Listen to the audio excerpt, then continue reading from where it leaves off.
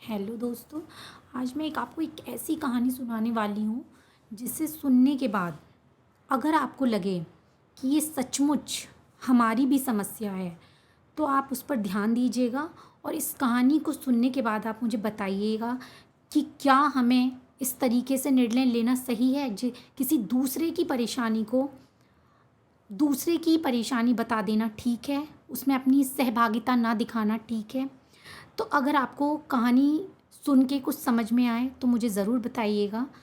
तो दोस्तों, कहानी इस तरीके से है कि एक बार एक चूहा एक व्यापारी के घर में बिल बना के रह रहा था। एक दिन चूहे ने देखा कि उस व्यापारी और उसकी पत्नी एक थैले से कुछ निकाल रहे हैं। चूहे ने सोचा कि शायद उसमें कुछ खाने का सामान हो।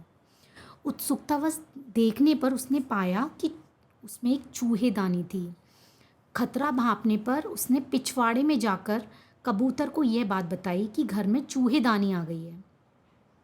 कबूतर ने मजाक उड़ाते हुए कहा कि मुझे कौन सा उसमें फंसना है।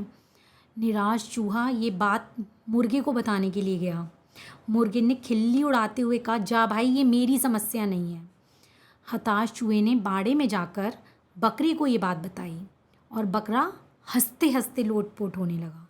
उसी रात चूहेदानी में खटाक की आवाज़ हुई जिसमें एक जहरीला सांप फंस गया।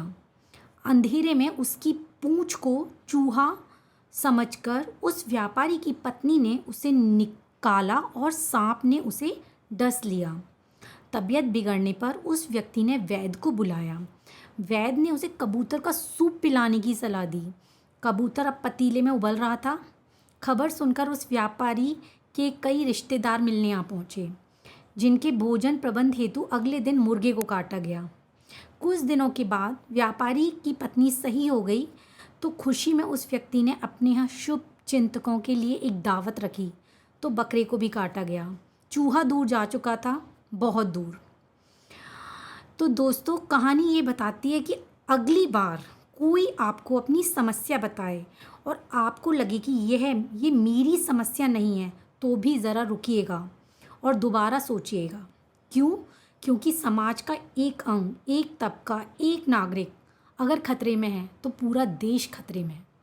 तो अगर आपको कहानी अच्छी लगी हो तो उसको लाइक और सब्सक्राइब ज़रूर करिएगा।